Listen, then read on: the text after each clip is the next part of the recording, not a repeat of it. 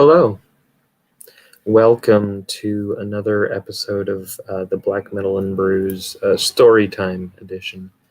I tend to do them on days when the weather is not great, and especially because tomorrow I am receiving my second dose of the COVID vaccine, and I'll probably be, down for the count for a bit. I thought, even if it's just a day or two, I thought, what a nice way to spend my evening before I enter a different world than going to a different world with some of my friends here with you. So we're going to read a couple of short stories from The Terminal Beach by JG Ballard. I love the art, which is part of why I bought this in the first place, but also because I really wanted to read the stories, obviously. If you watched the last one of these I did a few weeks back, this book is falling apart. So I've got to be very, very gentle, very cautious with it. But we're going to read a couple of the stories today. We are going to read The Volcano Dances, and then we are going to read The Reptile Enclosure. So, I thought it would be nice. They're both rather short, but very gripping little tales. I'm not going to worry about the fact that it seems I have a very small viewership right now because this is being recorded for later. So if you're not watching live, that's fine. You can join in on your own time frame. If you like what I'm doing and aren't already following me on social media, there's links for that below. If you want to contribute financially to keeping my account with StreamYard, which lets me put my logo and interview people and stuff, and pay for me to have books, there's a Patreon. But also, this stuff will go on if I'm losing money. That's just what I do. Oh boy, that book is breaking. Whew. Well, enjoy, because this it's on its last legs. This is The Volcano Dances by JG Ballard from the Terminal Beach collection. Okay. Boy, that's right. There's words that are really hard to pronounce in this because we're dealing with Central American style language. They lived in a house on the mountain Tlaxihuatl, half a mile below the summit. The house was built on a lava flow, like the hide of an elephant. In the afternoon and evening, the man, Charles Vandervelde, sat by the window in the lounge, watching the fire displays that came from the crater. The noise rolled down the mountainside like a series of avalanches. At intervals, a falling cinder hissed as it extinguished itself in the water tank on the roof. The woman slept most of the time in the bedroom overlooking the valley, or, when she wished to be close to Vandervelde, on the settee in the lounge. In the afternoon, she woke briefly when the devil sticks man performed his dance by the road a quarter of a mile from the house. This mendicant had come to the mountain for the benefit of the people in the village below the summit, but his dance had failed to subdue the volcano and prevent the villagers from leaving. As they passed him pushing their carts, he would rattle his spears and dance, but they walked on without looking up. When he became discouraged and seemed likely to leave, Vandervelde sent the houseboy out to him with an American dollar. From then on, the stick dancer came every day. "Is he still here?" the woman asked. She walked into the lounge, folding her robe around her waist. "What's he supposed to be doing?" "He's fighting a duel with the spirit of the volcano," Vandervelde said. "He's putting a lot of thought and energy into it, but he hasn't a chance." "I thought you were on his side," the woman said. "Aren't you paying him a retainer?" "That's only to formalize the relationship, to show him that I understand what's going on. Strictly speaking, I'm on the volcano's side." A shower of cinders rose 100 feet above the crater, illuminating the jumping stick man. "Are you sure it's safe here?" Vandervelde waved her away. "Of course. Go back to bed and rest. This thin air is bad for the complexion." "I feel all right. I heard the ground move." "It's been moving for weeks." He watched the stickman conclude his performance with a series of hops, as if leapfrogging over a partner. "On his diet, that's not bad." "You should take him back to Mexico City and put him in one of the cabarets. He'd make more than $1. "He wouldn't be interested. He's a serious artist. This Nijinsky of the mountainside. Can't you see that?" The woman half filled a tumbler from the decanter on the table. How long are you going to keep him out there? As long as he'll stay. He turned to face the woman. Remember that. When he leaves, it will be time to go. The stick man, a collection of tatters when not in motion, disappeared into his lair, one of the holes in the lava beside the road. I wonder if he met Springman, Vanderville said. On balance, it's possible. Springman would have come up the south face. This is the only road to the village. Ask him. Offer him another $1. Pointless. He'd say he had seen him just to keep me happy. What makes you so sure Springman is here? He was here, Vanderville corrected. He won't be here any longer. I was with Springman in Acapulco when he looked at the map. He came here. The woman carried her tumbler into the bedroom. We'll have dinner at 9, Vanderville called to her. I'll let you know if he dances again. Left alone, Vanderville watched the fire displays. The glow shone through the windows of the houses in the village, so that they seemed to glow like charcoal. At night, the collection of hovels was deserted, but a few of the men returned during the day. In the morning, 2 men came from the garage in Equitan to reclaim the car which Vanderville had hired. He offered to pay a month's rent in advance, but they rejected this and pointed at the clinkers that had fallen onto the car from the sky. None of them was hot enough to burn the paintwork. Vanderville gave them each $50 and promised to cover the car with a tarpaulin. Satisfied, the men drove away. After breakfast, Vanderville walked out across the lava seams to the road. The stick dancer stood by his hole above the bank, resting his hands on the 2 spears. The cone of the volcano, partly hidden by the dust, trembled behind his back. He watched Vanderville when he shouted across the road. Vanderville took a $1 bill from his wallet and placed it under a stone. The stick man began to hum and rock on the balls of his feet. As Vanderville walked back along the road, 2 of the villagers approached. Guide, he said to them, $10, 1 hour. He pointed to the lip of the crater, but the men ignored him and continued along the road. The surface of the house had once been white, but was now covered with gray dust. 2 hours later, when the manager of the estate below the house rode up on a gray horse, Vanderville asked, Is your horse white or black? That's a good question, senor. I want to hire a guide, Vanderville said, to take me into the volcano. There's nothing there, senor. I want to look around the crater. I need someone who knows the pathways. It's full of smoke, Senor Vanderville. Hot sulfur. Burns the eyes. You wouldn't like it. Do you remember seeing someone called Springman? Vanderville asked. About 3 months ago? You asked me that before. I remember 2 Americans with a scientific truck, then a Dutchman with white hair. That could be him. Or maybe black, as you say. A rattle of sticks sounded from the road. After warming up, the stick dancer had begun his performance in earnest.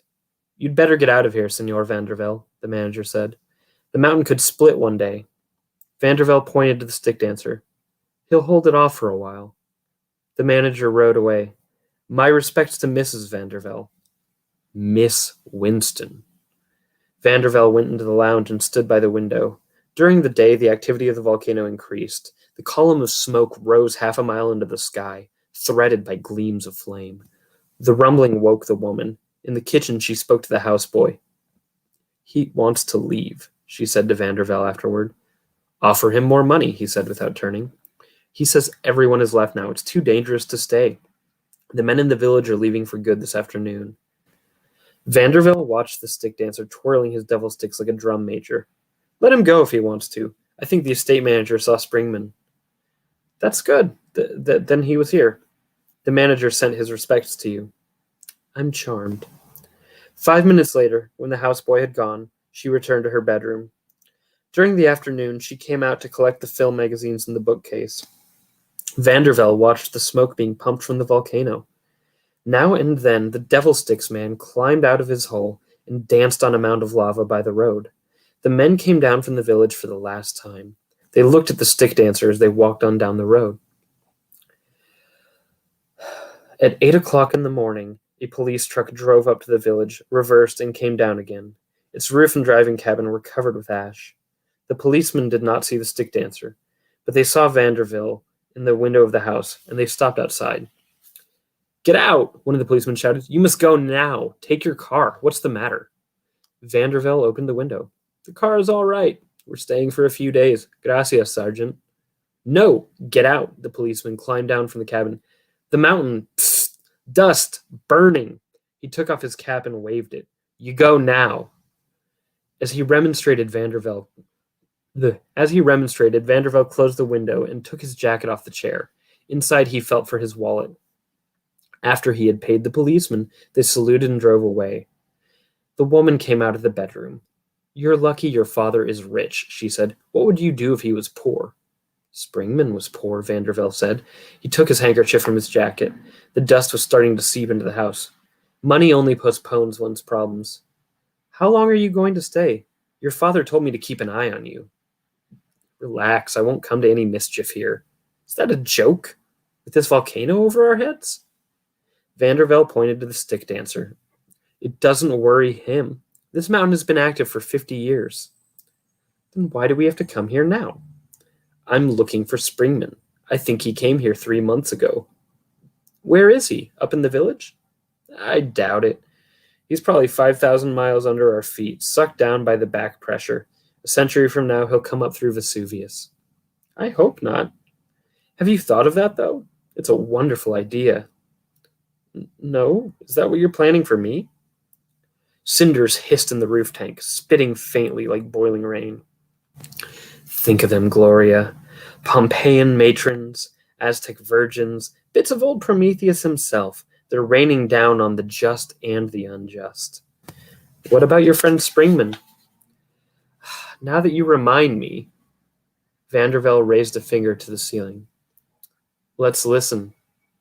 What's the matter? Is that why you came here? To think of Springman being burnt to ashes? Don't be a fool. Vandervelde turned to the window. What are you worrying about anyway? Nothing, Vandervelde said.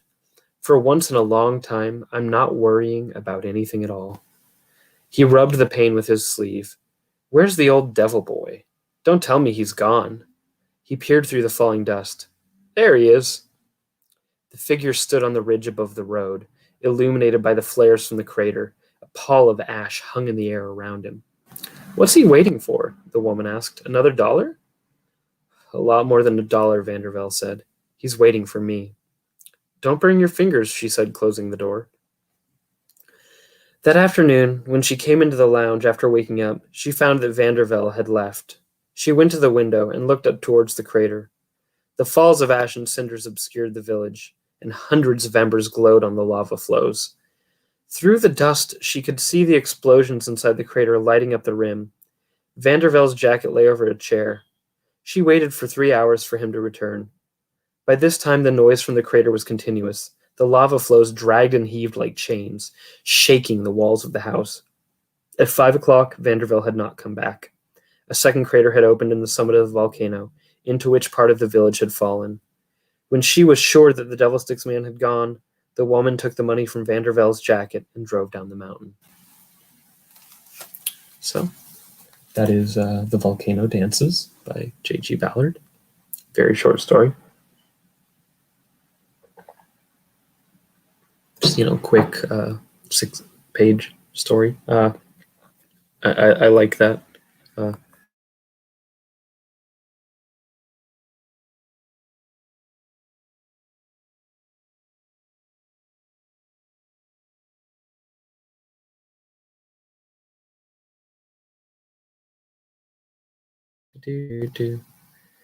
Okay, I believe my connection dropped.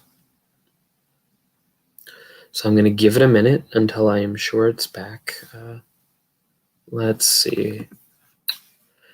I mean, nobody is really watching or interacting, and so I just want to make sure. I can't tell anything from anything. It's got to be good enough. It says I'm back online. Hopefully I'm actually online. Excuse me. So now, this one is a little more intense, which is why it's the one I'm reading second. I like this one quite a bit. This is called The Reptile Enclosure.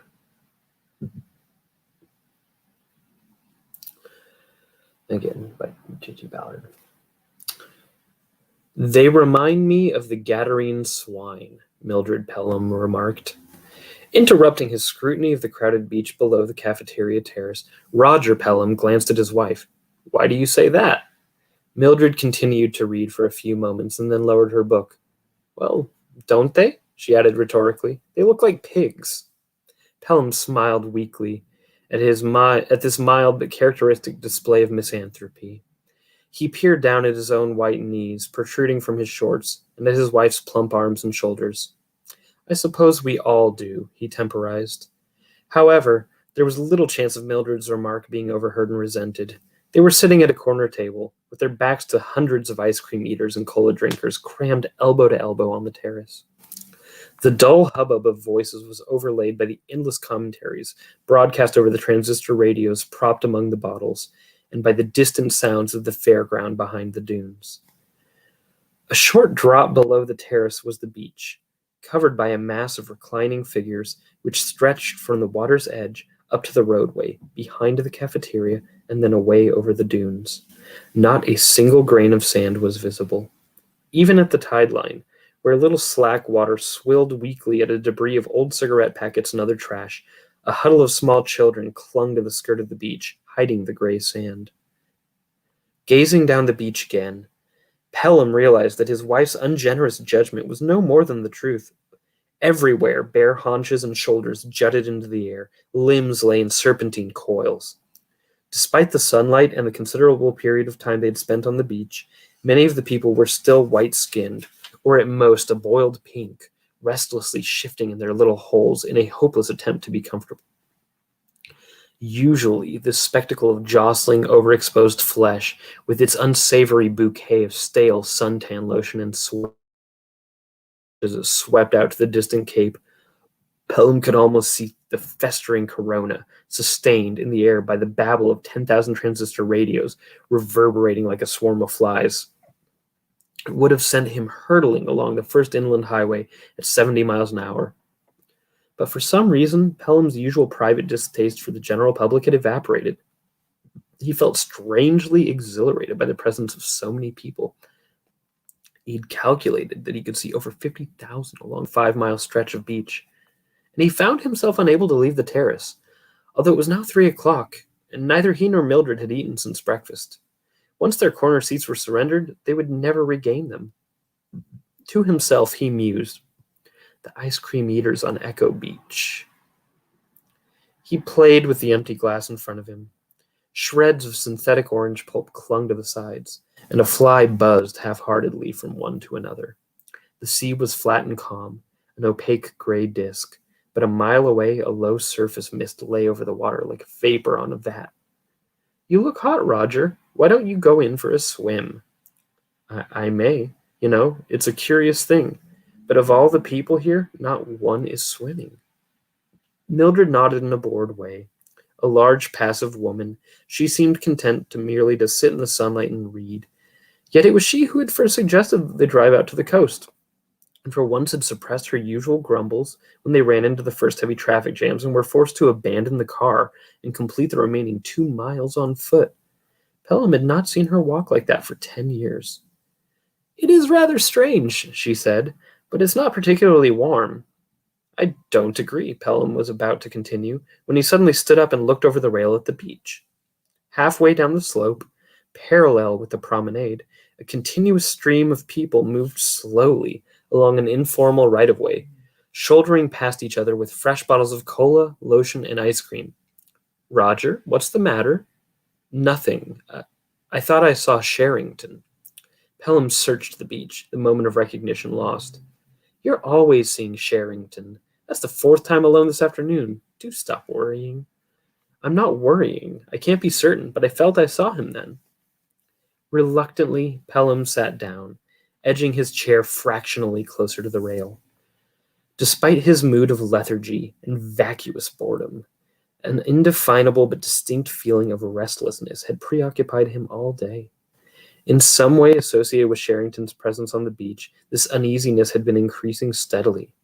The chances of Sherrington, with whom he shared an office in the physiology department at the university, actually choosing this section of the beach were remote, and Pelham was not even sure why he was so convinced that Sherrington was there at all. Perhaps these illusory glimpses, all the more unlikely in view of Sherrington's black face, his stooped, long-legged walk, were simply projections of this underlying tension and his own particular dependence upon Sherrington. However, this sense of uneasiness was not confined to himself. Although Mildred seemed immune, most of the people on the beach appeared to share this mood with Pelham. As the day progressed, the continuous hubbub gave way to more sporadic chatter. Occasionally, the noise would fall away altogether, and the great concourse, like an immense crowd waiting for the long-delayed start of some public spectacle, would sit up and stir impatiently.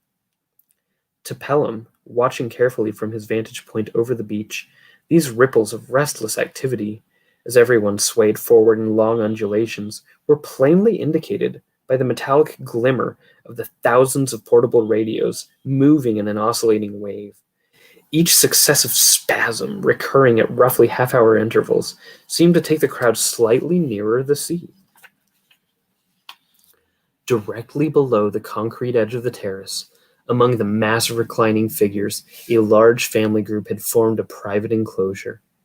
To one side of this, literally within reach of Pelham, the adolescent members of the family had dug their own nest, their sprawling angular bodies, in their damp abbreviated swimming suits, entwined in and out of each other like some curious annular animal. Well within earshot, despite the continuous background of noise from the beach and the distant fairgrounds, Pelham listened to their insane talk, following the thread of the radio commentaries as they switched aimlessly from one station to the next. "They're about to launch another satellite," he told Mildred. "Echo 22. "Why do they bother?" Mildred's flat blue eyes surveyed the distant haze over the water. "I should have thought there were more than enough of them flying about already." "Well..." For a moment Pelham debated whether to pursue the meager conversational possibilities of his wife's reply. Although she was married to a lecturer in the School of Physiology, her interest in scientific matters was limited to little more than a blanket condemnation of the entire sphere of activity. His own post at the university she regarded with painful tolerance, despising the untidy office, scruffy students, and meaningless laboratory equipment.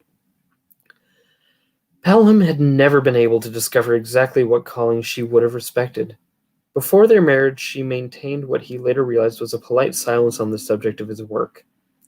After 11 years, this attitude had barely changed, although the exigencies of living on his meager salary had forced her to take an interest in the subtle, complex, and infinitely wearying game of promotional snakes and ladders.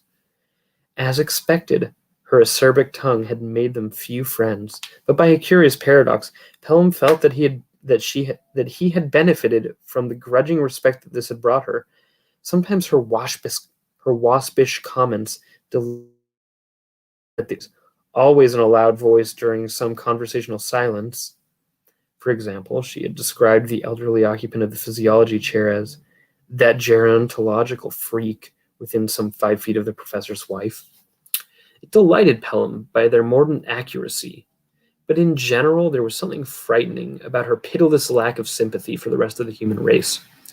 Her large, bland face, with its prim rosebud mouth, reminded Pelham of the description of the Mona Lisa, as looking as if she had just dined off her husband. Mildred, however, did not even smile. "Sherrington has a rather interesting theory about the satellites," Pelham told her. "I'd hoped we might see him so that he could explain it again. I think you'd be amused to hear it, Mildred. He's working on IRMs at present." "On what?" The group of people behind them had turned up the volume of their radio, and the commentary of the final countdown at Cape Kennedy boomed into the air over their heads. Pelham said, "IRMs, innate releasing mechanisms. I've described them to you before. They're inherited reflexes." He stopped, watching his wife impatiently. Mildred had turned on him the dead stare with which she surveyed the remainder of the people on the beach.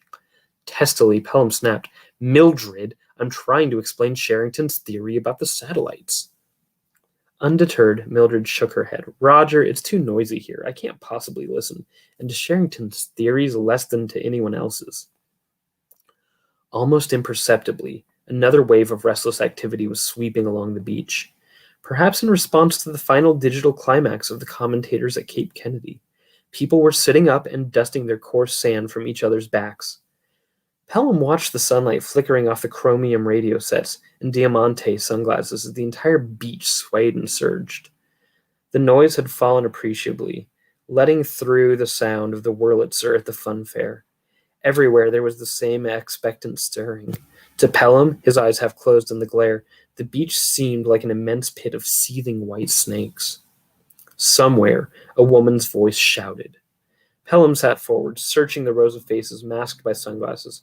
There was a sharp edge to the air, an unpleasant, almost sinister implication of violence hidden below the orderly surface. Gradually, however, the activity subsided. The great throng relaxed and reclined again. Greasily, the water lapped at the supine feet of the people laying by the edge of the sea. Propelled by one of the offshore swells, a little slack air moved over the beach, carrying with it the sweet odor of sweat and suntan lotion. Averting his face, Pelham felt a spasm of nausea contract his gullet. Without doubt, he reflected, Homo sapiens en masse presented a more unsavory spectacle than almost any other species of animal. A corral of horses or steers conveyed an impression. This mass of articulated albino flesh sprawled on the beach resembled the diseased anatomical fantasy of a surrealist painter. Why had all these people congregated there? The weather reports that morning had not been especially propitious. Most of the announcements were devoted to the news of the imminent satellite launching, the last stage of the worldwide communications network, which would now provide every square foot of the globe with a straight-line visual contact with one or the other of the score of satellites in orbit. Perhaps the final sealing of this inescapable aerial canopy had prompted everyone to seek out the nearest beach and perform a symbolic act of self-exposure as a last gesture of surrender.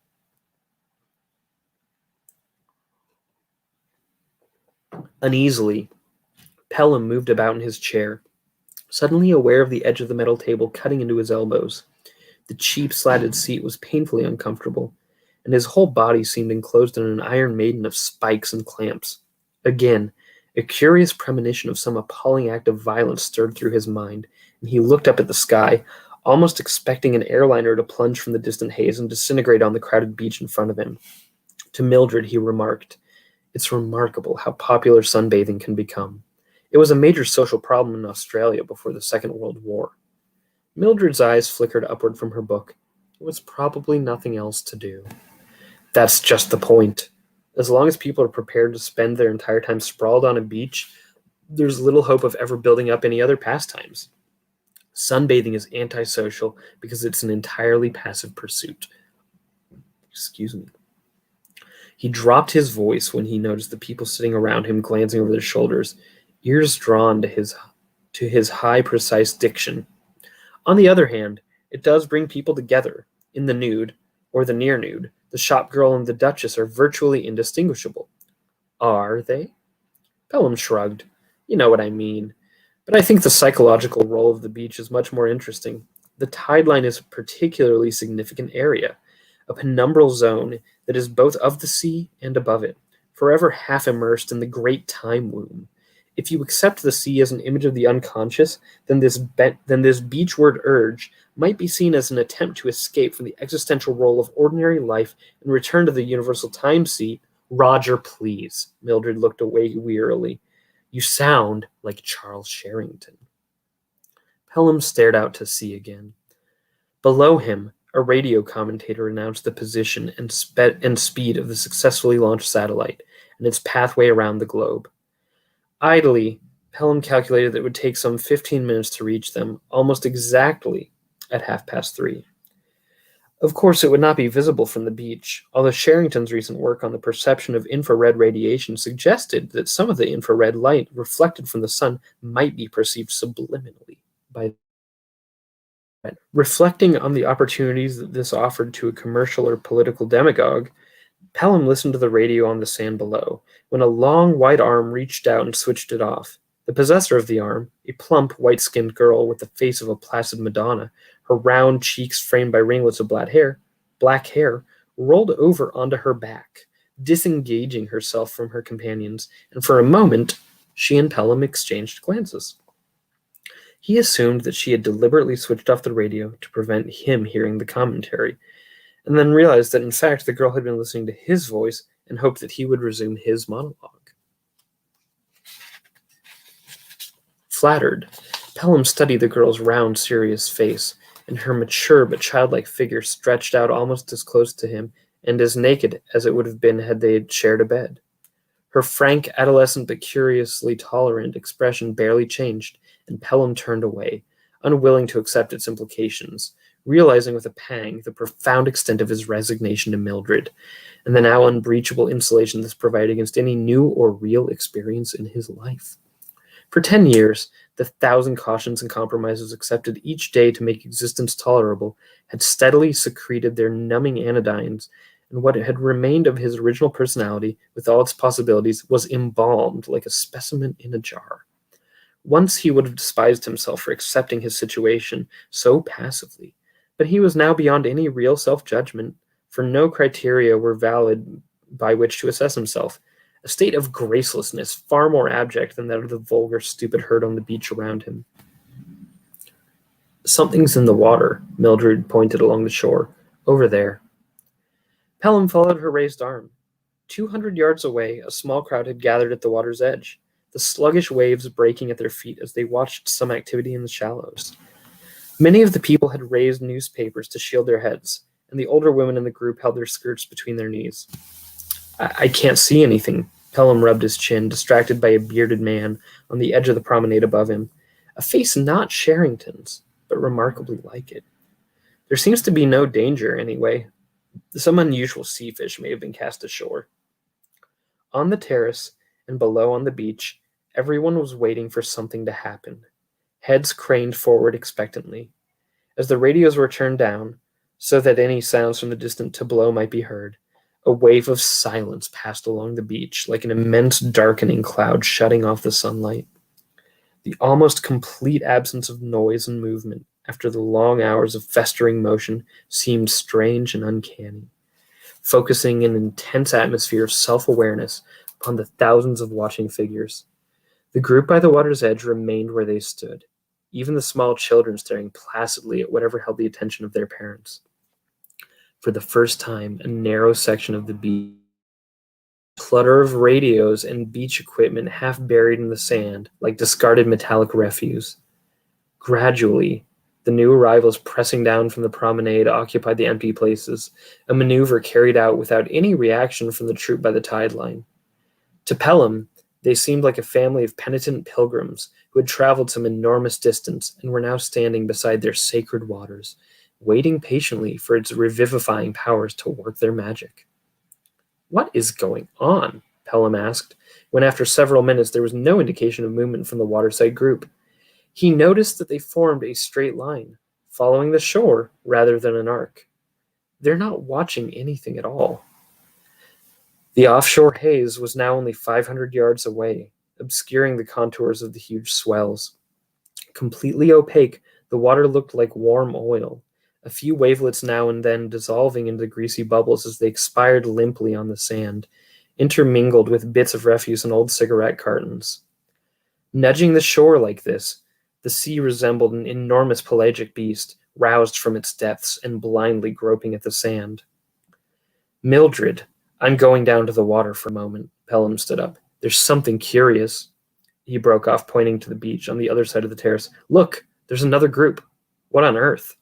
Again, as everyone watched, this second body of spectators formed by the water's edge, 75 yards from the terrace. Altogether, some 200 people were silently assembling along the shoreline, gazing out across the sea in front of them. Pelham found himself cracking his knuckles, then clasped the rail with both hands, as much to restrain himself from joining them. Only the congestion on the beach held him back. This time, the interest of the crowd passed in a few moments, and the murmur of the background noise returned. "Heavens knows what they're doing." Mildred turned her back on the group. "There are more of them over there. They must be waiting for something." Sure enough, Half a dozen similar groups were now forming by the water's edge, at almost precise 100-yard intervals. Any signs of a motorboat. He glanced at his watch. It was nearly 3:30. They can't be waiting for anything, he said, trying to control his nervousness. Below the table, his feet twitched, a restless tattoo, gripping for purchase on the sandy cement. The only thing expected is the satellite, and no one will see that anyway. There must be something in the water. At the mention of the satellite, he remembered Sherrington again. Mildred, don't you feel... Before he could continue, the man behind him stood up with a curious lurch, as if hoping to reach the rail, and tipped the sharp edge of his seat into Pelham's back. For a moment, as he struggled to steady the man, Pelham was enveloped in a rancid smell of sweat and stale beer. He saw the glazed focus in the other's eyes, his rough, unshaved, pointing with a sort of impulsive appetite towards the sea. The satellite! Freeing himself, Pelham craned upwards at the sky. A pale, impassive blue. It was clear of both aircraft and birds, although they had seen gulls 20 miles inland that morning, as if a storm had been anticipated. As the glare stung his eyes, points of retinal light began to arc and swerve across the sky in epileptic orbits. One of these, however, apparently emerging from the western horizon, was moving steadily across the edge of his field of vision, boring dimly towards him. Around them, people began to stand up, and chairs scraped and dragged across the floor. Several bottles toppled from one of the tables and smashed on the concrete. Mildred! Below them, in a huge disorganized melee, extending as far as the eye could see, people were climbing slowly to their feet. The diffused murmur of the beach had given way to a more urgent, harsher sound, echoing overhead from either end of the bay. The whole beach seemed to writhe and stir with activity, the only motionless figures those of people standing by the water. These now formed a continuous palisade along the shore, shutting off the sea. More and more people joined their ranks, and in places the line was nearly 10 deep. Everyone on the terrace was now standing. The crowds already on the beach were being driven forward by the pressure of new arrivals from the promenade, and the party below their table had been swept a further 20 yards toward the sea. Mildred, can you see Sherrington anywhere? Confirming from her wristwatch that it was exactly 3:30, Pelham pulled her shoulder, trying to hold her attention. Mildred returned what was almost a vacant stare, an expression of glazed incomprehension. Mildred, we've got to get away from here. Hoarsely, he shouted. Sherrington's convinced we can see some of the infrared light shining from the satellites. They may form a pattern setting off IRMs laid down millions of years ago when other space vehicles were circling the Earth. Mildred! Helplessly, they were lifted from their seats and pressed against the rail. A huge concourse of people was moving down the beach. Soon the entire 5-mile-long slope was packed with standing figures. No one was talking, and everywhere there was the same expression, self-immersed and preoccupied, like that on the faces of a crowd leaving a stadium. Behind them, the great wheel of the fairground was rotating slowly, but the gondolas were empty, and Pelham looked back at the deserted fun fair only 100 yards from the multitude on the beach, its roundabouts revolving among the empty sideshows. Quickly, he helped Mildred over the edge of the rail, then jumped down on the sand, hoping to work their way back to the promenade. As they stepped around the corner, however, the crowd advancing down the beach carried them back, tripping over the abandoned radios in the sand.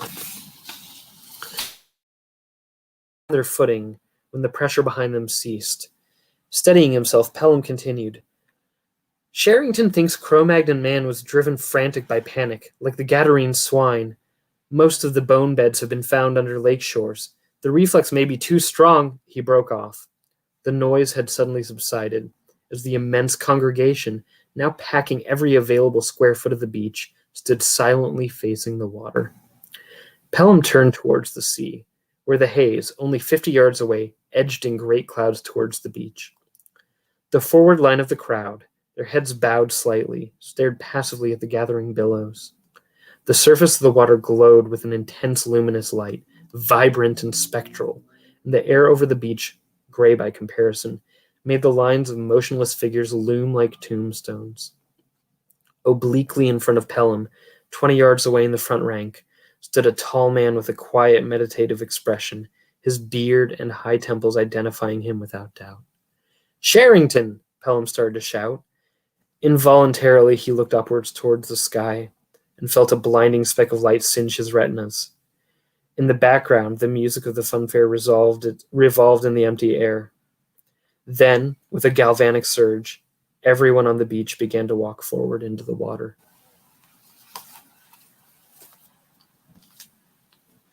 That is The Reptile Enclosure by JG Ballard from the Terminal Beach.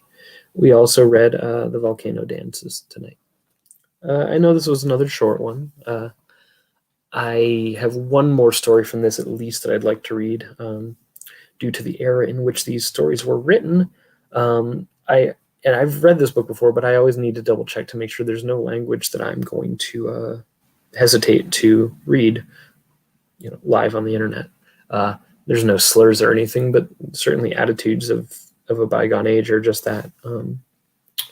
So thank you for being here with me. I know this was shorter, but again, tomorrow I'm waking early. I know that the viewership on these sorts of streams is considerably less than when I'm doing something like beer and music and fun.